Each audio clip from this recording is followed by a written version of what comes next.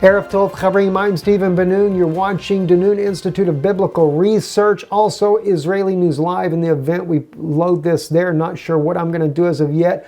Very provocative message. It is thought-provoking, whatever you might call it. Does the Bible support an alien presence on the earth in modern times? I believe without a doubt it does, and it's probably going to shock you at just how this is all coming about. An alien presence, yes, but what is it? It is demonic, it is demons, but not just demons in human beings, like in the case of the maniac from Gadara that the Bible speaks about, that Yeshua cast the demons out of him, and then he realized he was naked and got dressed and was in his right mind. Not about Mary Magdalene, where he cast the 7 devils out of. We're talking about actual devils, Nephalim, as we read in the Old Testament there. Also the book of Enoch that speaks about this. Everywhere we find these type things. And the question is, are they existing in here on the earth today? I believe the answer is yes. And I believe it's laying in plain prophecy, plain sight. And we'll start with the very words of Yeshua himself, Jesus of Nazareth, here in the book of Luke 17, starting with verse 26. And it was, just a second guys too, I got to make sure I keep my notes here with me. And as it was in the days of Noah, so shall it be also in the days of the Son of Man. They did eat, they drank, they married wives, they were given in marriage until the day that Noah entered into the ark, and the flood came and destroyed them. Now, that might just seem simple to most people. Most people look at that and they say, okay, Jesus is saying that it's going to be the same way in this day here, the days of the coming of the Son of Man. That's the Son of Man is a prophet. The Son of Man, this is a future event, maybe speaking about the coming of Eliyahu, Elijah, could be speaking about Yeshua's return to the earth, but I know different people have different thoughts on that. I'm not here to kind of throw one way to the other on that, but the point is as it was in the days of Noah, so shall it also be in the days of the Son of Man. Now notice what he says here. They did eat, they drank, they married wives, they were given in marriage until the day that Noah entered into the ark. Most people just simply say, well, they were gluttonous. Okay, I'll agree with that. If you go back and you look at the book of Enoch clarifies it the best, but also we can find in the book of Genesis, Moses also clearly identifies what they ate, what they drank, and by the way, they were drinking blood. All right, in case you didn't know it, they were eating the animals, they were even eating human beings. That's just how demonic they had got. I'm not saying that God has not given a permissive will. We know in the Garden of Eden, Adam and Eve, they were given of all the fruit of the trees to be able to eat. But as time went down, God gave permission of the eating of the animals. I personally don't do that myself. But just to share that thought with you. But they were eating not just the animals, they were eating the human beings as well and drinking their blood. And he says that action is going to repeat. Now the part about them marrying wives, well, most people say, well, it was promiscuous. They was living in adultery. And no, sir, that's not what he's talking about. What kind of life were they living back then? This was the Nephalim, and they had come down, the fallen angels, and that's where the word Nephilim comes from too, by the way, fallen. It's the fallen ones. And they had came and they had married the women of that day. And don't think that these women were bad women either. If you ever really go and do the research on this and look at the ancient documents and some of the other writings that we have about what happened there, at first they never could convince the women to marry them. They literally, from one account, and I forget which book this is actually written in, they took upon themselves, they transformed their bodies to look as if they were their husbands, and they slept with them, and had children by them. These women were deceived, my friends, into thinking they were real human beings. But they weren't. They found that out when they started birthing these children. I'm going to share something with you. I shared this with Paul Begley the other day when I was on his channel. He asked me to come over to talk about North Korea to the people that he has there. And, you know, and let me just say this too. I know there's a lot of people that get all angry if I go to see Paul on his show or anything like that, and they say, well, you know, he's this or he's that. I'll tell you what. I will say this, my friends. I love you dearly. And every one of us has got different quirks, different issues. And some would say, well, he's a Jesuit. You know what? The two witnesses are going to come on this earth. And I may not have everything right in my doctrine either. But when they come on the earth, they're coming to set the story straight where we're messed up on these doctrines. I know a lot of people think, well, I'll be raptured out when the two witnesses get here. I don't think you will be. I do believe in a rapture. And people say, what do you believe in pre-trib, post-trib, mid-trib, whatever? You know, God says it clearly in Zephaniah that he will hide the meek of the earth right before his wrath. Okay, just to share that with you. It is a biblical fact. There's a rapture. Zephaniah clarifies that as well. And it's written in the New Testament. We know that. But Zephaniah says God hides you before his wrath. And he says, pray that you may be found worthy to be hidden. Okay? So my point is, I believe that the church sees the two witnesses as well. Why do you think the scripture says 10 people of the nations take hold of the skirt of a Jew and say, show us your ways. We hear God is with you. Well, what wakes up Israel? The two witnesses. So who recognizes? See, they come to help get the church ready to go. Why? Because she's not ready. What doctrine are we going to base the truth of God's Word on so we can say that this church has it right or that church, the Baptist, the Methodist, the Presbyterian, the Pentecostals? No, I'm sorry, what about the Hebrew Roots movement? Or what about the Messianic group? Or what about, you know, and let me tell you something, that shows right there, Messianic group, and I love you, my brothers, but you don't have it right. Don't say you don't have a lot of things right. I appreciate the fact that we go back to the feast and the keeping of the feast. Sure, I appreciate that. Keeping of the Sabbath, I appreciate that as well. All right? But if you had it right, then why do they say in there, the 10 people of the nations, they say to the Jews, not to the Messianic group, we hear God is with you, show us your ways. That ain't 613 commandments out of Levitical law either, friends. Because there's many Messianic groups that try to keep all of this. So that something's wrong. All right? So those witnesses are going to help wake up both. And we're going to need it. When you hear about what I'm about to share with you, we're going to need it. All right? So here's what was going on. They were eating and drinking. And these Nephalim, these fallen angels, had taken on human bodies to look like their husbands. And these women fell for it. Kind of makes you wonder if Nephilim aren't some of the ministers in the pulpits today seducing the churches to believe a lie. I wouldn't doubt it a bit in the world. And doing what? Producing giants, producing mega churches and everything else. They're producing all right, but it's not the children of Almighty God. But it's going to be more than just a spiritual thing as well, because that's what Yeshua says here. And as it was in the days of Noah, so shall it be also in the days of the Son of Man. They did eat, they drank, they married wives, they were given in marriage, until the day that Noah entered into the ark and the flood came and destroyed them all. So we know it's speaking of a future date as well. That destruction has to come. All right, now, I want to show you something though. And there's so many scriptures I would have loved to have had in here, but I just did not have the time to put them all together. Now, I'm going to show you something here, and this is in Exodus chapter 34. I'm going to start at verse 9, but we're going to, we're going to start at verse 16. We'll come back to verse 9 in just a moment here. Now, here's what's interesting.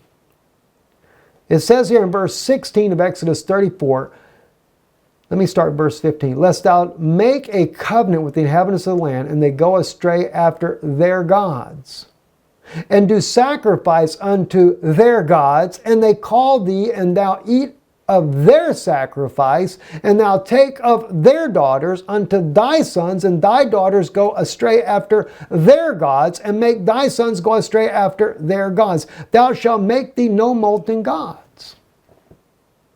Okay? Now, just showing you here, again, this was a prophecy that was given to Moses, and the prophecy is speaking about how things get all twisted up and how you end up marrying in amongst these others and you end up serving other gods. Now, this was a warning to Israel. And a lot of people think, well, this is just an old prophecy. This is something that happened many years ago. Well, that's what I'm about to share with you in Exodus 34.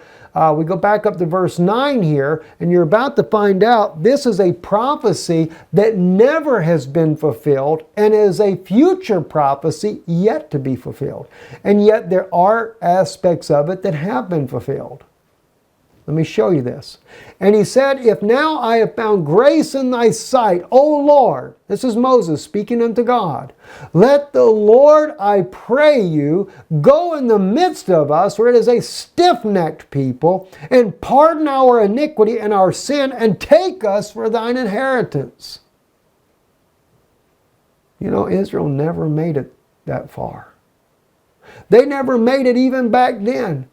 God was so angry with them. They stayed in that wilderness for 40 years. And even then Moses was prophesying that they'd be cast out of the very land that he was sending them to as a promised land. You know, by the way, that promised land is not necessarily the physical land of Israel. Like I shared with you the other day, the revelation Sister Jennifer shared with me over there in Genesis chapter 1. We're that land. All right? But anyway, but he speaks about, he asks God to pardon our iniquity and our sin and take us for thine inheritance. Do you realize he is actually speaking of Daniel's prophecy? And Daniel hadn't even been born yet, but Daniel's going to prophesy the same thing. And the 70 weeks are decreed upon thy people, Daniel chapter 9, verse 24, and upon thy holy city to finish the transgression, and to make an end of sin, and to forgive iniquity, and to bring in everlasting righteousness, and to seal up the vision and prophet, and to anoint the most holy place. The most holy place is your heart. It's not a physical temple, but that's what they're going to build, and that's what you're going to get back into in just a minute here in Exodus. Now you said, Steve, what about aliens and stuff? You're going to find that out. Bear with me. All right? So 70 weeks are decreed upon thy people and upon thy holy city to finish the transgression, to make an end of sin, and to forgive iniquity. Well, see, this is what Moses is asking right there. It's a stiff-necked people, and pardon our iniquity and our sin. Daniel says what? To forgive iniquity and to bring in everlasting righteousness, to seal up the vision and the prophet, to make an end of sin. And Moses is asking exactly for that. And Daniel's saying that it is still for a future date, and it's part of the 70 weeks of Daniel. And it still hasn't happened. Yes, Mashiach came. He was cut off not for himself. He's cut off for our sake. Right? This is why he was hung on the tree. This is why his side was pierced, to release the life that was inside of Jesus, Yeshua, inside that body, his life, that life of Almighty God was in him, and it was released to come back upon us, the children of God, to fill us with the Holy Spirit. Okay? This is that Easter message, the Passover message that I wanted to bring to you. No, I don't go in for the Easter bunnies and things like that. I mean, if you do, it's up to you. I'm just, I say that word Easter, and a lot of people take offense to that. So, I only say it to make the point of the time for those that think of it in that terms.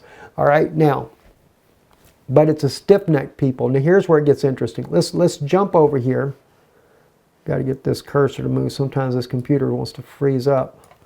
And he said, behold, I make a covenant before all thy people. I will do marvels. And that word, by the way, in Hebrew is not marvels. Nephalot is wonders.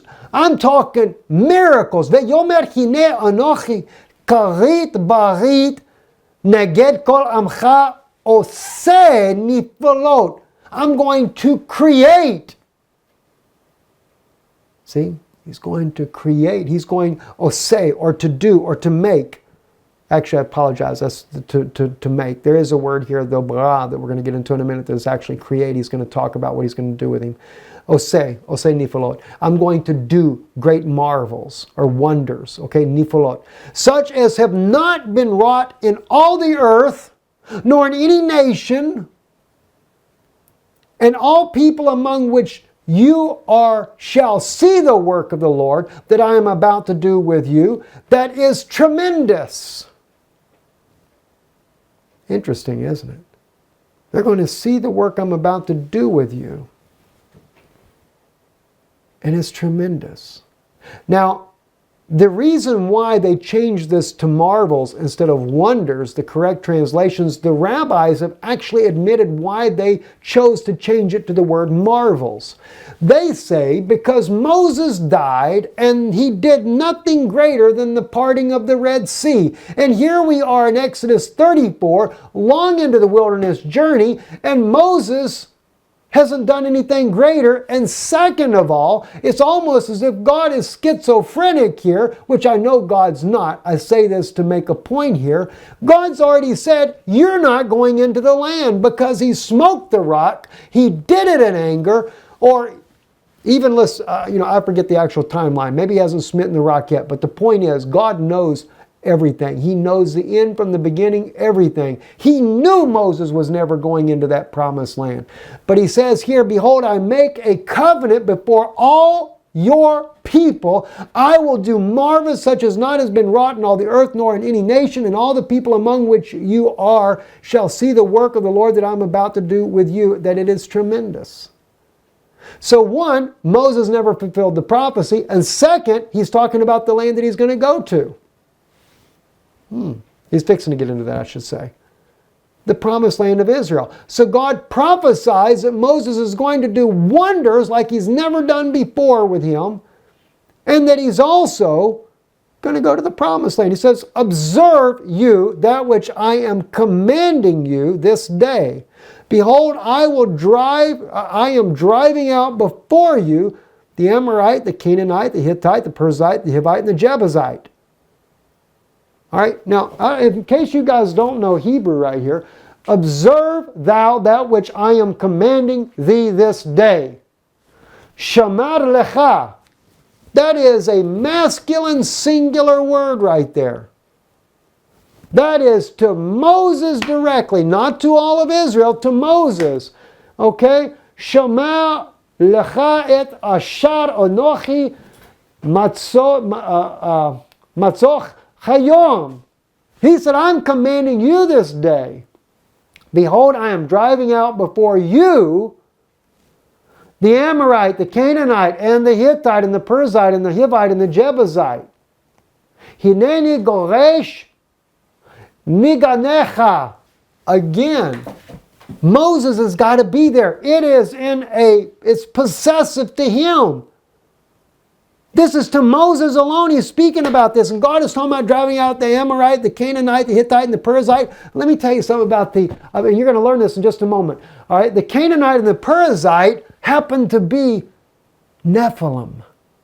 They are the giants. They are the fallen ones, descendants of them. Now I'm going to tell you something, friends. There's been people trying to figure this out all along. How did the giants get over here when God killed all of them during the antediluvian destruction? Noah comes over, Ham, Shem, and Japheth. There's only 3 people. They repopulate the earth. And then suddenly we have these Nephilim all over again. And Joshua's faced with them. Moses is faced with them. They're all faced with them. And now God's prophesying about something Moses is going to do in the future. And he's saying that these guys are going to be there as well. I thought they got driven out by Joshua. Well, Joshua does during that day. But you're going to find out something interesting.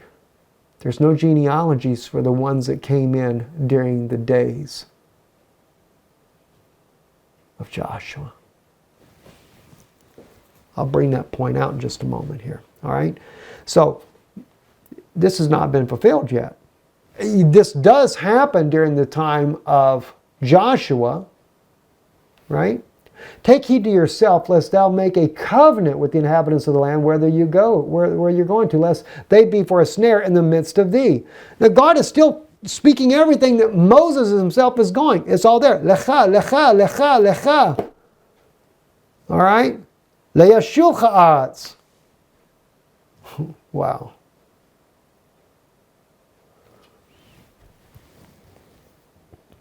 Very interesting. Pen ticharot barit leyashuv haaretz. Take heed to thyself, lest thou make a covenant with the inhabitants of the land whither thou goest. Ashata asha ata bo eleah. Aliyah. So Moses is going to that land, and yet God swore that he couldn't go there because of what he did during that life.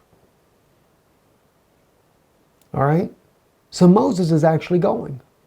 It's prophecy that has never been fulfilled yet. And God's going to do the great wonders with him, part of the two witnesses. He's going to need those wonders, friends, because he's up against a very powerful force on this earth. Now, but I think before I go any further, I'm going to share something with you. I have heard, I shared this on Paul Begley's program the other day. I meant to tell you this a moment ago and I forgot. I got sidetracked with people that don't like Paul Begley. And I shared with him something I've been wanting to share with you guys. I don't very often ever speak of supernatural things that happen. I don't speak about dreams, visions. I don't speak about miracles. There's some that I've shared with you guys over the years. My mother being blind and receiving her sight when I prayed for her. There's been many others that have happened in life. You know, I've seen the angel of the Lord on several occasions. I don't think I've ever spoke about that before, and I'm not going to go into that. And I'm not talking about just dreaming things. I'm talking about realities. But I've also, recently, I had two visions, and I felt like that I should share these with you, mainly because of this. And what I'm going to share with you was very, very powerful that happened. And at the same token, you have to understand, I've heard things about what they call the shapeshifters or the reptilians that are here.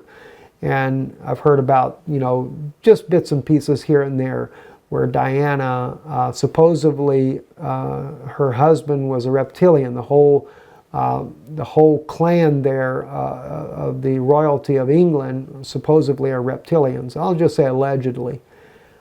And I would hear these things and I didn't really know what to think about it. I didn't think no and I didn't think yes about it.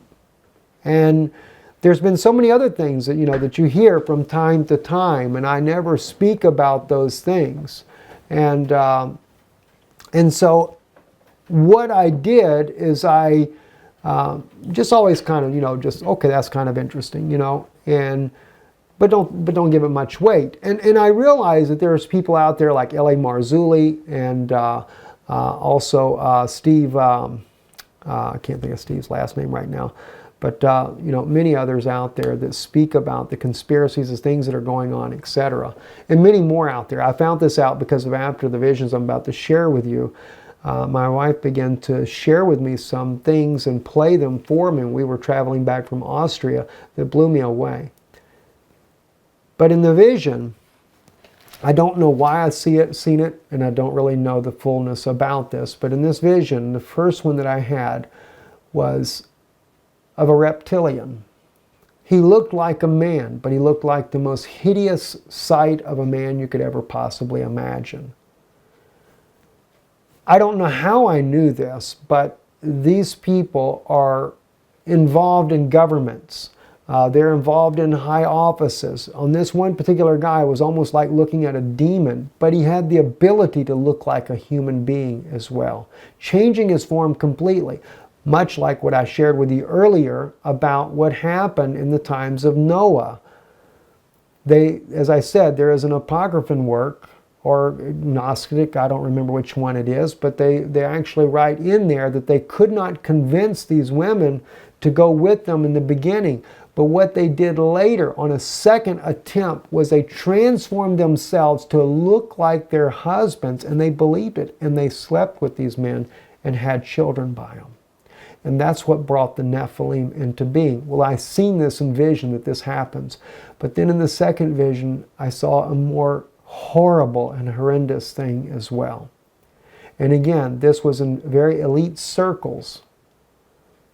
that I saw this happening in. But there had been a child that was taken, and that child was given over to one group, and that group gave it over to these reptilians, as some call them shapeshifters.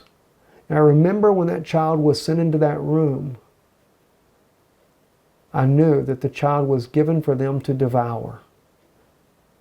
And I came out of the vision and I was blown away what I had just seen. I didn't actually have to witness what happened, but I knew what was being done. I say this because then my wife, of course, she's done so much research in so many areas. She's aware of a lot of these things that have been said. Steve Quayle, that's who I was thinking of a moment ago. And I know Steve has shared our broadcast on his channel from time to time, and I really appreciate that. My wife actually had spoken to Steve years ago when he first started his work there, and he wanted to connect years ago with us as well. We just never had that opportunity to work it out. But she began to play some videos for me, and of course, I found out real quick, like, it is the reptilians being believed to be these aliens that are on this earth here, or demons, is the better way. It is part of the fallen angels that devour human beings. And there was a former government person, a whistleblower. I know I listened to one man that was a former defense minister for Canada speak about things, and then there was another elderly man as well, and I forget who he was, but he did not want to go there, but he admitted to the lady that was interviewing him that it is true. They devour children. Not just children, but full-grown human beings and animals as well. Again, like it says, as it was in the days of Noah, so shall it be in the coming of the Son of Man. These things will repeat again on this earth. So we know that prophecy is there, and I saw it. And I saw it in the vision, and I know it's coming. I've seen others that I've shared with you recently. 2 different people that had visions of this type thing going to happen on the earth. And so it's made me do some research, but I didn't research nothing as I began to do when I had the visions. And the thing is, I realize that we may be faced with these types of entities, but we are actually more powerful than they are. You may not realize that. And it's not that the power is there yet. We need to wake up to who we are. And I'm going to share some of that with you. Because you got to remember, as I was listening to some of this research, one of these soldiers that actually, I listened to a message of a soldier that's seen these type people. And they spoke about how that they actually work with them. And they spoke about all the different types of races there are of these demons that come from different planets and things like that. Well, no doubt that's how they got back on the earth again. The earth destroyed the children of the Nephalim, but remember, and of course those Nephalim were put into prisons and stuff. It's not the only, remember that was only like 200 fallen angels that came down to the earth to begin with, I think according to the book of Enoch. There was 2/3 of the angels of heaven came down that were cast out. So where are they living? They're waiting for judgment. All right, so let's just think of those type things there. So we're dealing with a very demonic situation on this earth today, and was back then as well. So this is what I'm looking at, and the thing is God has made us, we have the ability, it's within you, it's in your DNA. The thing is something needs to wake you up, and I'm going to do that in part 2 of this message that I'll be doing. It's a lot of more research that I'm going to go down and share with you, all right? But there is the ability in us, because like Samson, he could take down 1,000 men. Look at Joshua's men fighting these giants in the land there. They had the ability to take down giants even though they would look like grasshoppers next to them. Now I've been told that according to what they write in there about, or what this one guy spoke about, there was a whistleblower, military whistleblower that seen him, he said they had the strength of about 15 men, one of them. And their speed is so fast, it is unbelievable. He said there's no challenge to them. But did anybody forget Samson could take down 1,000? Did anybody forget that it's also written, I know it's in the book of Jasher, but I think it's also in our own canon of our Bible, that one son of Jacob, the children of Jacob, have such an amazing gift of superhuman strength. Different gifts. Judah had it. Manasseh had it, according to the book of Jasher. I think in our canon it says that one of the children of Israel, one man could put to flight 100. And two of them could put to flight 1,000. Or it could be maybe as 1,000 and then 10,000 they could put to flight. Two. In the book of Jasher it does say it like that, 1,000 and 10,000. We're much greater than they are when the Spirit of God is upon us. But I believe there's something that we still have a need of. And I believe the two witnesses will wake that up in us to get us ready for the battle we're about to face. Let's continue on. We're just getting started. So he says, take heed to thyself, lest I make a covenant with the inhabitants of the land whither thou goest, lest they be a snare in the midst of you. See? But you shall break down their altars and dash in pieces their pillars, and you shall cut down their asherim. For thou shalt bow down to no other God, for the Lord, whose name is jealous, is a jealous God. See, they make themselves God on earth. What do you think the pharaohs were? It's a possibility. Let's move on. We already spoke about Daniel 9. Let's go into Genesis now. All right, we're in Genesis 6. And I bring you Genesis 6 up because what I want to share with you here is we go into who the Nephalim actually married. And the Lord said, my spirit shall not abide in man forever, for that also is that he also is flesh, therefore shall his days be 120 years.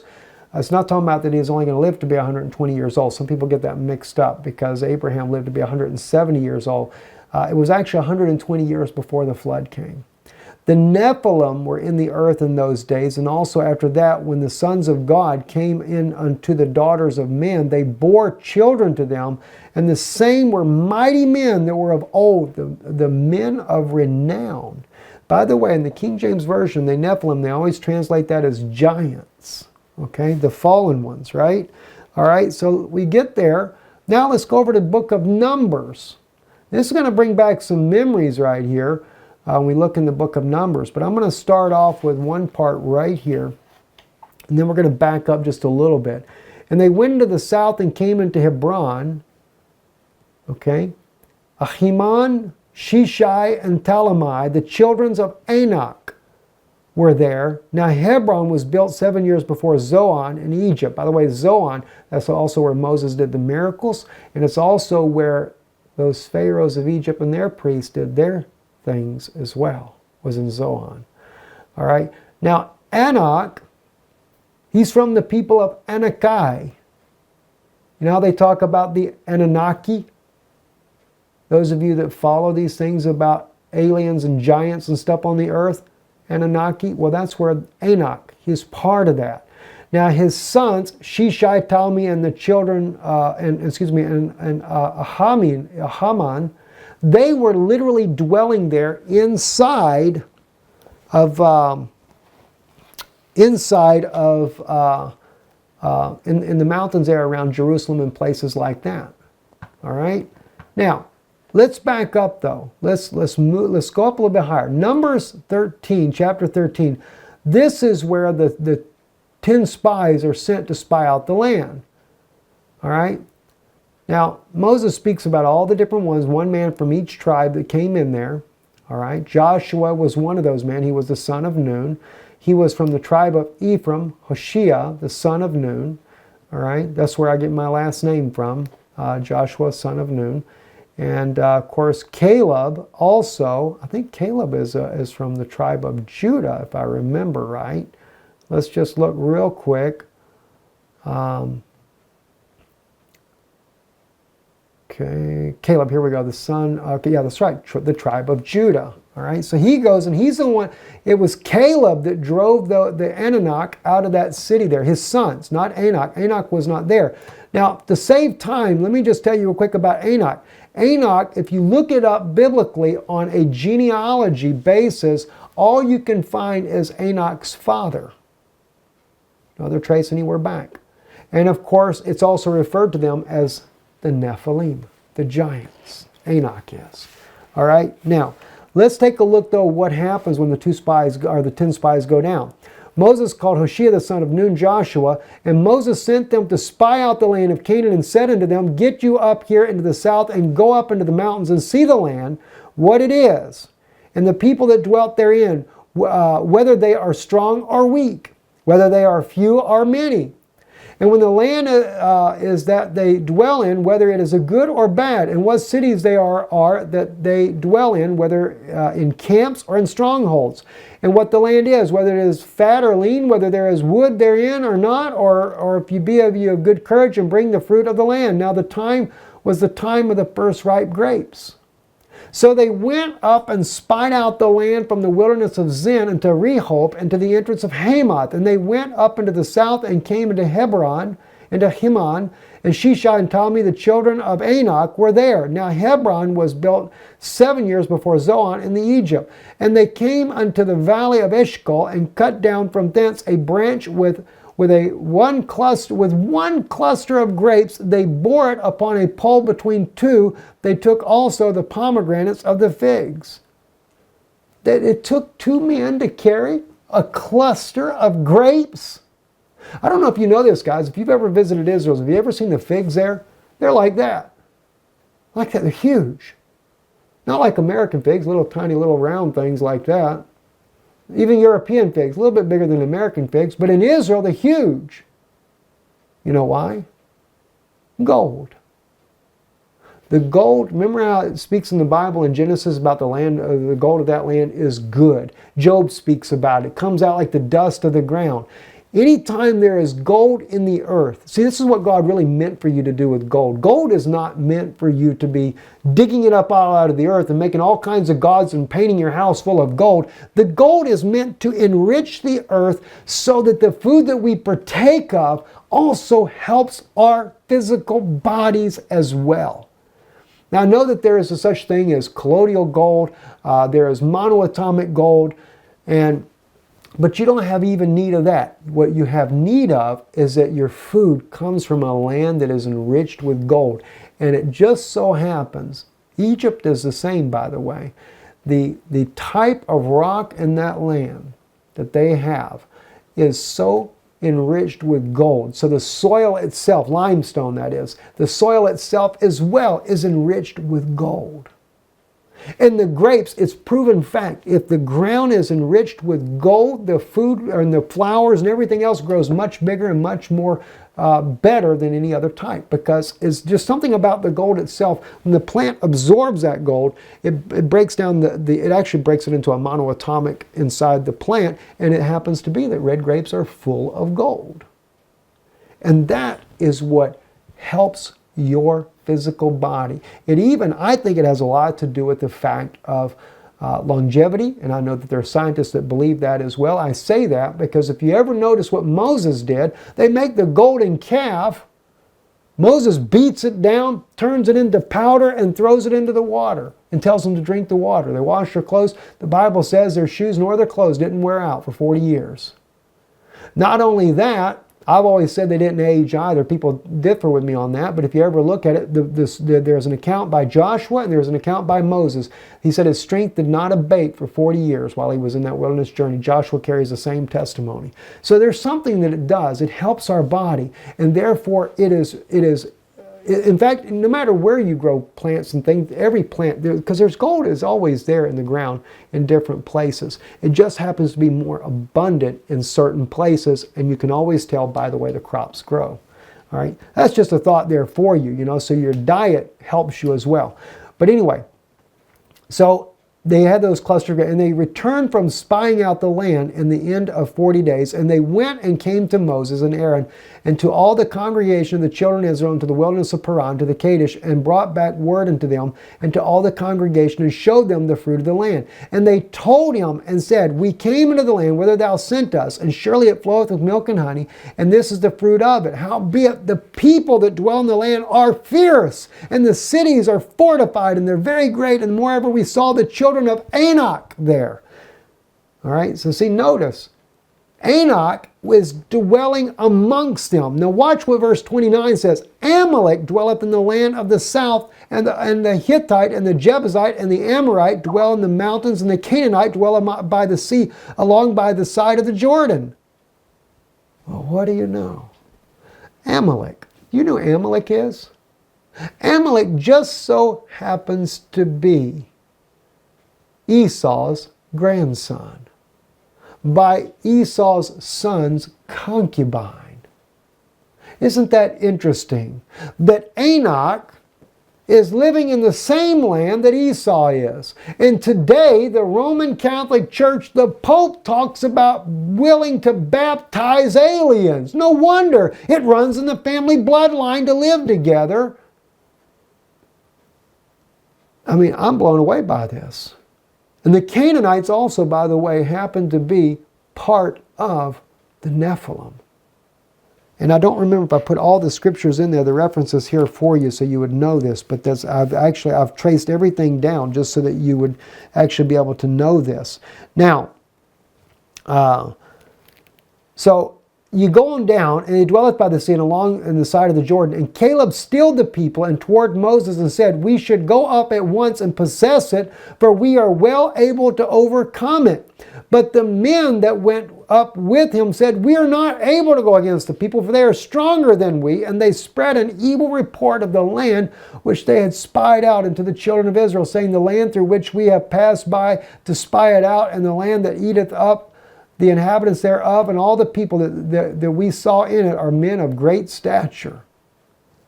And there we saw the Nephalim, the sons of Enoch, who come of the Nephalim. And see, they come of the Nephalim. They're literally from the Nephalim. They didn't just, this had nothing, they didn't come from the flood. They didn't come over the ark with Ham, Shem, or Japheth. The Nephilim brought them back.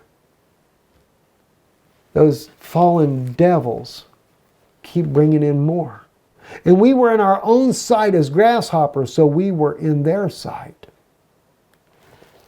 All right? Now, Joshua 15, we can see this. And Caleb drove out thence the three sons of Enoch, Shishai, Ahiman, and Talmai, the children of Enoch, and went up thence against the inhabitants of Debir. Now the name of Debir before time was Kiriath-Sepher. And Caleb said, he that smiteth Kiriath-Sepher and taketh it, to him will I give Achash, my daughter, to wife. So they were defeating, and somehow or another, God gave the children of Israel the ability to overcome these giants, these Anunnaki. But you notice there was only two. Joshua and Caleb were the only two that had that gift. If you've ever read the book of Jasher, and you realize and you read over there the story of Joseph in the book of Jasher, go read that. This is where you find out that the sons of Jacob were given a special gift of supernatural strength. And we got it right here in our own Bible.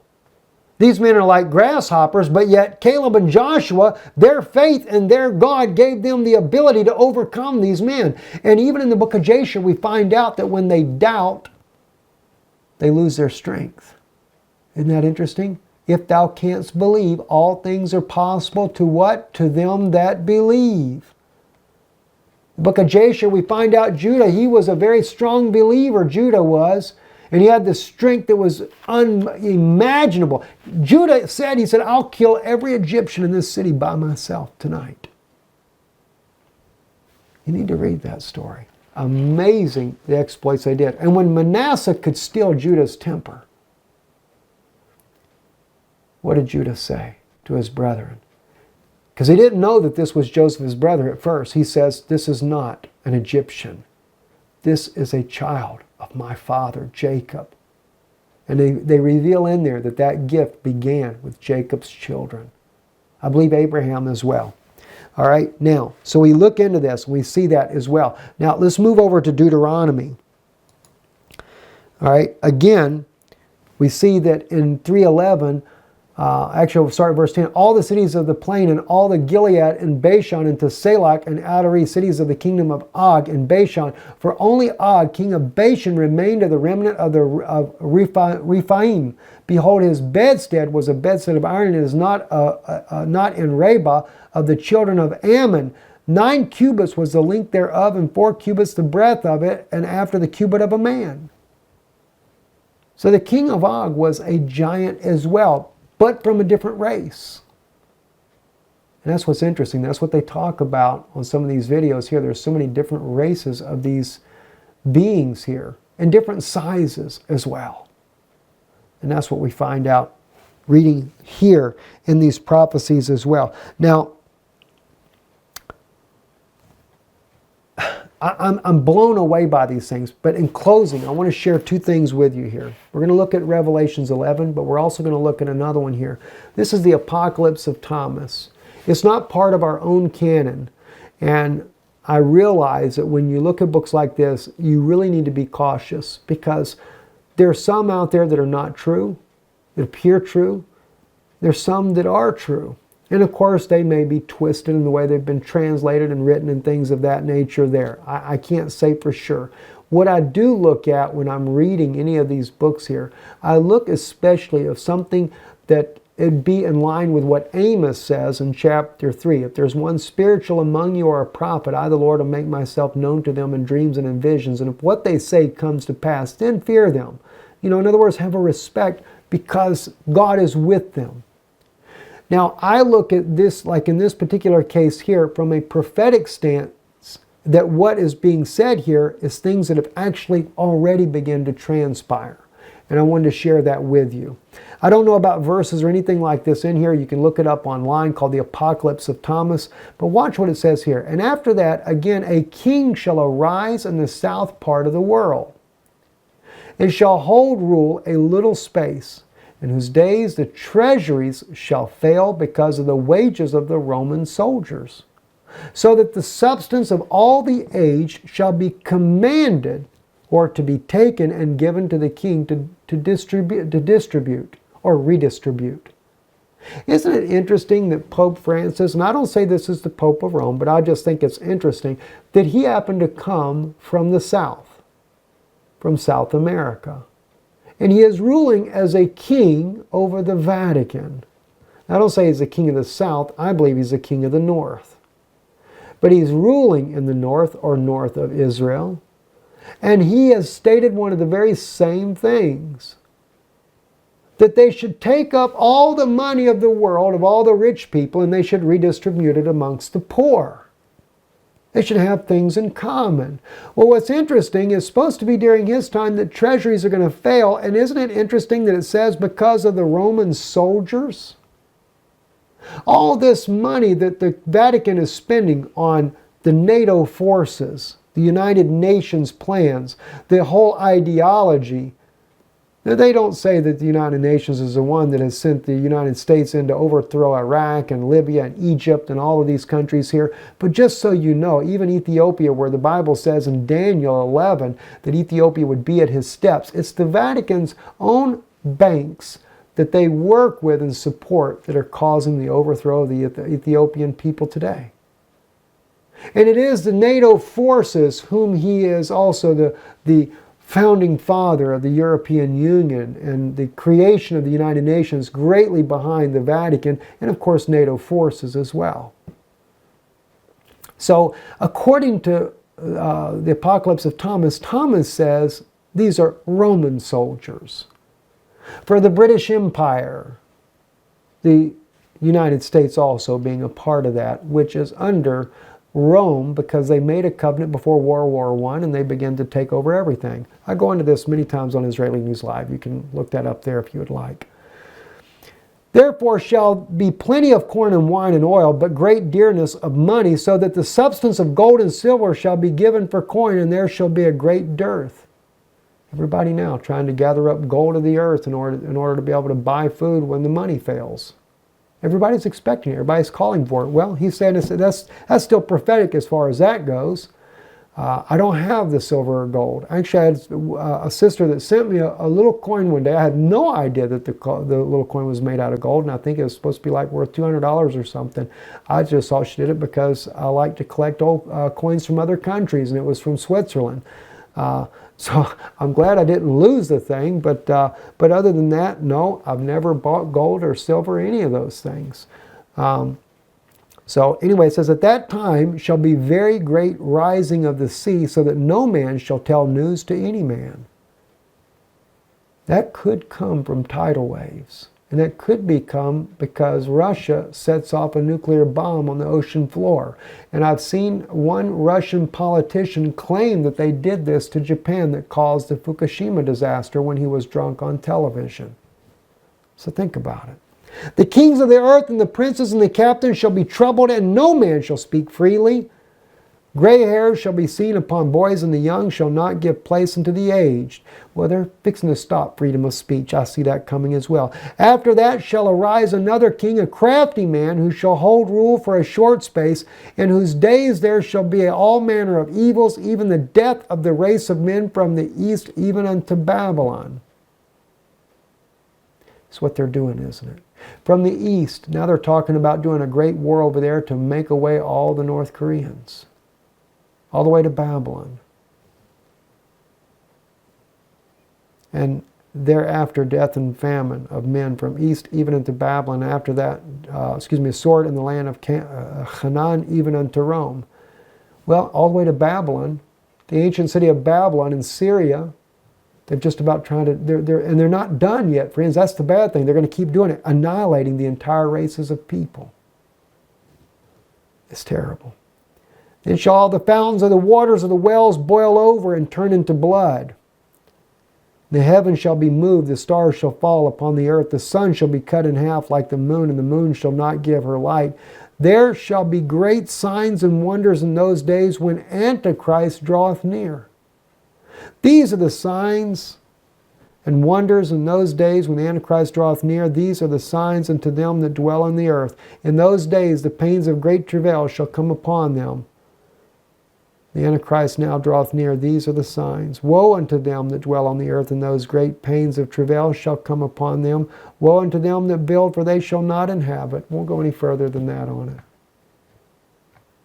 The Pope has talked about baptizing aliens. And he says, yes, the little green men that children draw.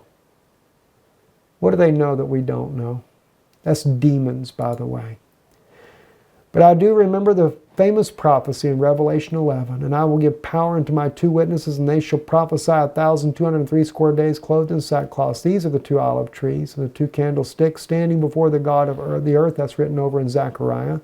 And if any man will hurt them, fire proceedeth out of their mouth and devour their enemies. And if any man will hurt them, he must in this manner be killed. These have power to shut heaven, that it rain not in the days of their prophecy, and have power over the waters to turn them to blood. Just like Thomas wrote, isn't it? Friends, we're coming to a very serious hour. So does the Bible speak that we will be dealing with that similar to the times of Noah? Well, Yeshua said, yes, we will. They were eating and drinking and given in marriage. These aliens have been known to eat human beings, as I saw in the vision myself, and drink blood. They've also known to mutilate animals as well. Do the same thing to the animals. And the thing is, he said they were given and given in marriage. Well, that's what they did in Noah's day. They turned themselves, make themselves look like women's husbands and had children by them. They were also living amongst the Edomites in modern day Israel, and amongst other groups of races there, living in amongst them and marrying among them. No wonder why God told Moses in Exodus 34, don't make no covenants with them. Why? Because it says your sons will marry their daughters, and their daughters will marry your sons. Just like it was in the days of Noah. And in today, no doubt, as we saw with Princess Diana, if it's really true that she was in a family of reptilians, then what was she giving birth to? Just like it was in the days of Noah. I think we're living in a very serious hour, friends. Very serious. I think we need to really get on our face before God and seek God to know what we need to do to be ready for this hour. We need to believe. We need to have the faith the way the children, the sons of Jacob had faith, the way that Samson had faith. We need to get ready. And then we need to get out of this world. I'm Stephen Benoon. You're watching the Institute of Biblical Research. Erev Tov.